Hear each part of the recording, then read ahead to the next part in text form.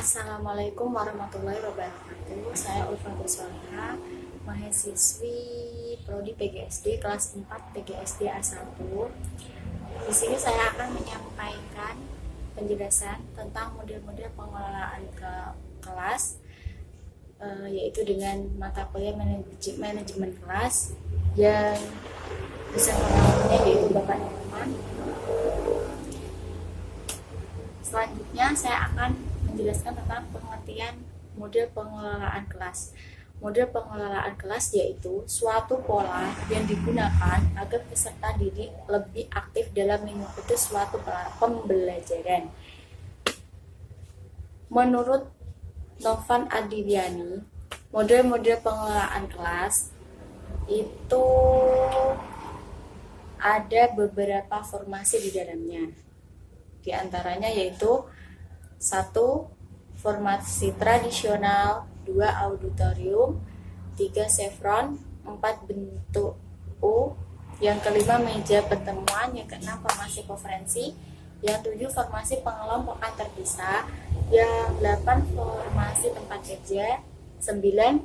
formasi kelompok untuk kelompok, yang ke-10 formasi lingkaran, yang ke-11 formasi periferal. Saya akan menjelaskan sedikit satu persatu dari formasi tersebut. Yang pertama, untuk formasi tradisional. Formasi tradisional yaitu tempat duduk berderet memanjang ke belakang. Peserta didik berpasangan dalam suatu meja panjang dan satu kursi. Guru berada di posisi paling depan menghadap peserta didik.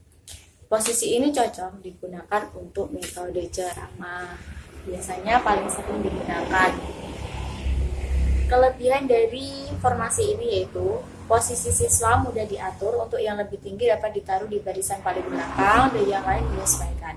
Kekurangannya, peserta didik yang paling belakang belum tentu mengikuti pelajaran dengan efektif, karena terkadang guru kurang memperhatikan yang ada di belakang. Selanjutnya, yaitu formasi auditorium. Posisi peserta didik itu duduk di tempat duduk yang berderet memanjang ke samping. Biasanya formasi seperti ini digunakan pada metode ceramah, tanya jawab yang bersifat interaktif, cocok untuk posisi duduk seperti ini. Kelebihan formasi ini yaitu mengurangi kebosanan siswa. Guru juga bisa menjadi pusat perhatian peserta didik, sehingga proses pembelajaran guru dapat mengamati peserta didik secara menyeluruh. Kelemahannya, lingkungannya sangat terbatas untuk belajar aktif. Yang ketiga, formasi chevron. Formasi ini digunakan oleh guru saat pembelajaran dengan metode ceramah juga dan tanya jawab dan diskusi kelompok. Kelebihan, dapat mengurangi jarak di antara peserta didik, sehingga peserta didik dan guru mempunyai pandangan yang lebih baik terhadap lingkungan kelas dan mampu aktif dalam pembelajaran, seperti yang ada di gambar. Yang keempat, formasi kelas bentuk U, yaitu di mana formasi kelas seperti ini sangat tepat dilakukan guru untuk metode belajar diskusi, presentasi, dan tim kerja. Kelebihan formasi ini yaitu guru dapat menjangkau seluruh peserta didik sehingga pembelajaran dapat maksimal. Guru dapat melihat arah peserta didik dari sana, dan sana. Kekurangan formasi ini digunakan untuk kelas yang peserta didiknya tidak terlalu banyak. Yang kelima, formasi meja pertemuan. Formasi meja pertemuan umumnya digunakan di tempat-tempat pertemuan atau seminar. Kelebihan formasi ini memungkinkan guru berinteraksi dengan peserta didiknya. Peserta didik dapat berdiskusi dengan kelompok-kelompoknya. Kekurangannya, kondisi kelas biasanya cenderung ramai dan materi tidak tersampaikan dengan maksimal. Kurang efektif mungkin. Yang keenam yaitu formasi konferensi. Yaitu pada formasi ini, sebuah meja itu ditata memanjang dan peserta didik itu melingkari semua meja tersebut dan guru berada di tengah. Formasi ini dapat digunakan untuk metode diskusi dan kuis. Kelebihannya itu saat diskusi, masalah yang terasa sulit akan menjadi mudah.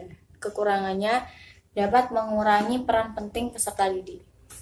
Yang ketujuh yaitu formasi pengelompokan terpisah. Tujuan dari formasi ini untuk memberikan upaya pendalaman pada sebagian siswa dalam bentuk kelompok kecil. Maksudnya, terdapat sebuah kelompok-kelompok, namun kelompok tersebut itu terpisah. Yang ke-8, formasi tempat kerja, yaitu tempat duduk yang saling berhadapan mendorong partner belajar untuk menempatkan dua peserta didik pada tempat yang sama. Formasi ini yaitu satu meja diisi oleh dua siswa, dua peserta didik dalam tempat yang sama. Yang ke-9 yaitu formasi kelompok untuk kelompok. Kelebihan dari formasi ini, peserta didik secara aktif dapat bekerja sama dalam kelompok, meningkatkan semangat kompetisi dalam diri mereka.